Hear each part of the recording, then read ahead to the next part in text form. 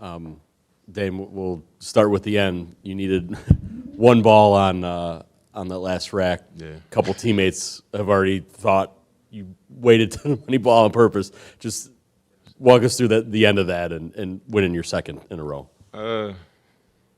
I knew once I got to that 3-point ball, the deep one, I was like, I could win it if I knock these down, just give myself an advantage going into my my bonus rack right there before that last one. So I knew I had a good chance. So when I got to the final rack, I didn't know my exact score, but when I missed a couple, I heard the crowd just oohing and eyeing. And once they kept doing it over and over, I knew I was still alive, because I knew they would have stopped if it would have been over for me. And then, like, the last two balls, I kind of, like, looked up, and then I missed again, and then I grabbed the next one because I knew I needed that one to win. So. What would it feel like to do this again 2 years in a row? I think last year it was the final round was a much lower score to win. Like, nobody really shot the ball great. So that one was fun, obviously winning the first time. And then this one, I felt like everybody shot at a pretty high clip. And the first round, the tie-breaking round, and the final round, everybody like shot well. So this one was, I'd say, a little bit more fun. I guess a little bit more rewarding because we had to really shoot it in, to win. So. This one feels good doing it 2 times in a row, stamped the first one. How much did you feel like just the champ's advantage going last helped you out, like knowing the numbers that you needed throughout the contest? I mean, I think it's an advantage just because you can see a target, you know what you got to get to. You're not shooting just aimlessly where you like somebody can come behind me and beat this score. You're going to either have a chance to beat it or you're just going to fall short. But I think that's the only advantage that it is just knowing. You can still go out there and miss. So I like that advantage because I can see it and I can, as a shooter, you know how to tighten up and be sharp and, and go try to hunt somebody down if it comes down to it. So I think it helped me for sure.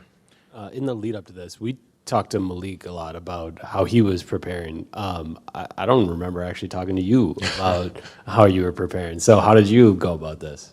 I didn't prepare at all. I think that's the key to it.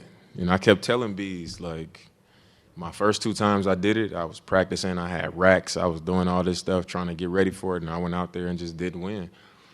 And then last year, I just went in there. I never practiced. I never shot off a rack. I didn't do nothing. I just showed up and won.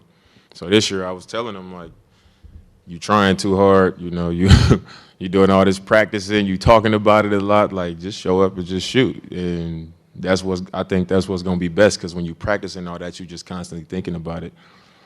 And that was it, but I didn't practice at all. Third row in the center.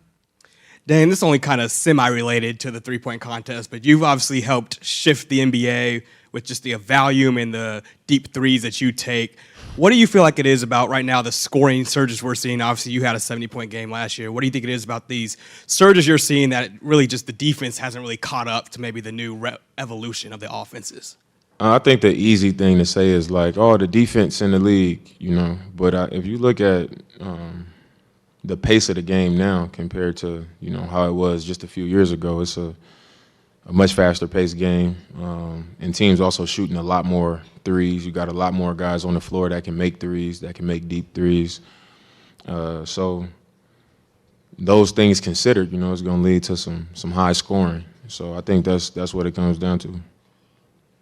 Jim in the front.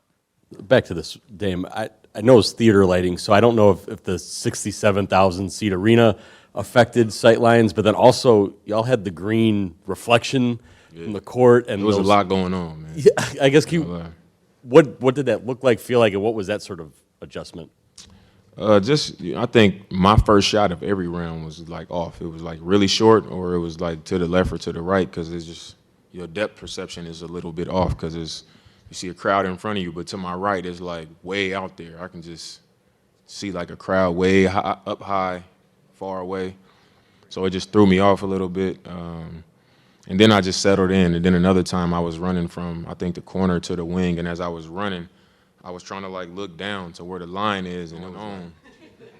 And I was like, I might have just shot standing on the line. I probably didn't get all the way behind it because it was like, I didn't know where I was at on the floor, and it kind of confused me for a second. But I don't think it really distracted me that much, you know, from shooting. I think everybody kind of tuned it out at some point, but I'm sure everybody had a moment where something happened and threw them off a little bit. Third row on the right.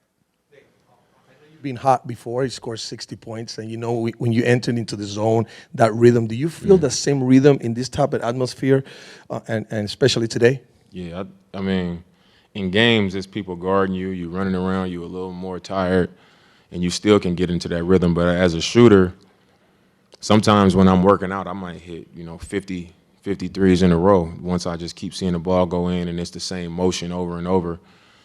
So when it's like repetition and you just kind of turning and once you get comfortable with that motion, it becomes an easy shot and you can get into that zone pretty easily.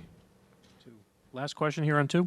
Dame, Lachlan Ross, NBA Australia, to come down and visit Australia a couple of years ago. What were your favourite things, and do you think we'll ever get to see you back there? My favorite thing, I went to the zoo, and they let me watch them feed the lions, and it was crazy. Like, I saw them in the cage. They let me watch them feed them, and the lions saw the food coming, but they were still in the cage, and they started just like kind of roaring a little bit, and it was like, I was probably as far as I am from you, from the cage, and like my chest was vibrating because it was just so powerful that it was like, it's crazy. Like, that was a great experience. Thanks, Damien. For sure.